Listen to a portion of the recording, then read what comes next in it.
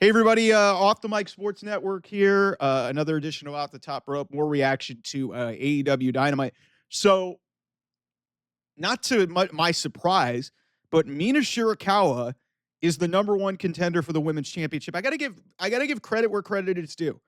Toni Storm is a very giving professional wrestler, and she takes the pinfall to give up a shot for her world championship that she's not going to lose to Mina at Double or Nothing. It's very clear what we're going towards. The way this was set up was weird. Azumi and you had the returning Sky Blue in a four-way 1 week after another four-way that Tony won, but Mina wins on a roll-up and cool. Hey, I think it was also kind of comical that they had the graphic for the match at Double or Nothing literally 10 seconds after the fall was made, and then Mina won. So, okay, that's not what I want to talk about here, because I will say this, that, hey, if you're going to do it that way, and Mina is now officially an AEW superstar. She's very popular with the fans. Her and Tony have history. As a short feud to get through to the next pay-per-view, I think this is fine. It's not anything terrible. I mean, look, Tony's going to beat her, and it doesn't really do anything for the women's division. But hey, this was fine. I don't think Tony gets hurt by it at all. So I'm cool with it. And some of the stuff that followed after, Azumi, who actually won the New Japan Strong Women's Championship, she gets into it with Mercedes Moné. Mercedes Moné gets into it with Jamie Hayter. So for once, the women's division actually kind of felt cohesive this week, and kind of fed into some of the storylines. That being said, this is really not going to mean anything in like 10 days because, like I said, Tony's going to win. I'm assuming she's going to face Mercedes Moné, but who knows? Maybe they surprise me. But that's not really what I want to talk about here, because there was something that happened on the internet during the course of this match, during the course of a 15, 20-minute period. Mina Shirakawa has a very distinct entrance music. I was waiting to hear it because it's, she's coming out. It's like, so this is a problem that WWE has with their entrance music in Death Rebel. Mina had a very distinct theme. She didn't come out to it. She came out to this terrible thing. Mikey Ruckus, who does AEW's music, said that it was the same person who did Mercedes Moné's CEO theme song.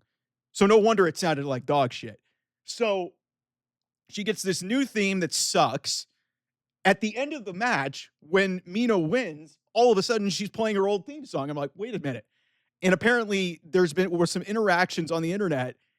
Tony Khan looked at the internet and immediately opted to change it. So congratulations, Tony Khan actually listens. He actually listens to his fans on the most minor shit.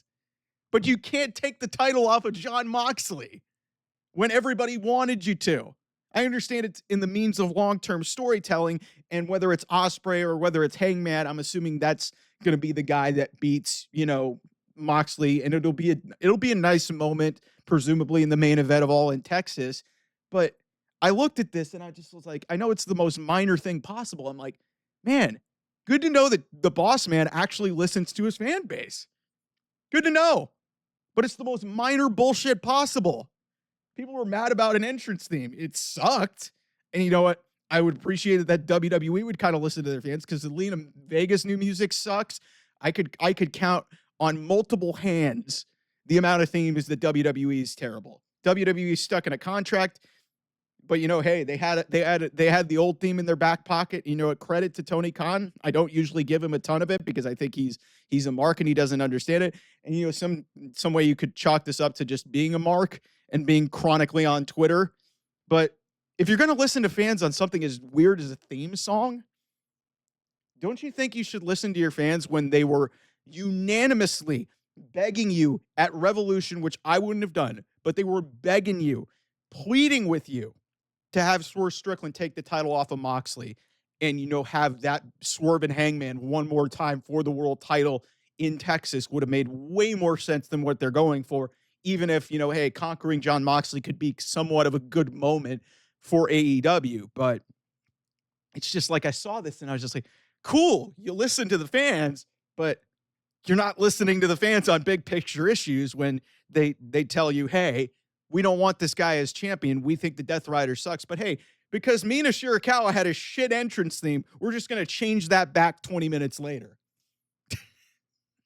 I swear to God, sometimes like some of this shit, like people think that I'm chronically obsessed with AEW, but you guys just give me easy content.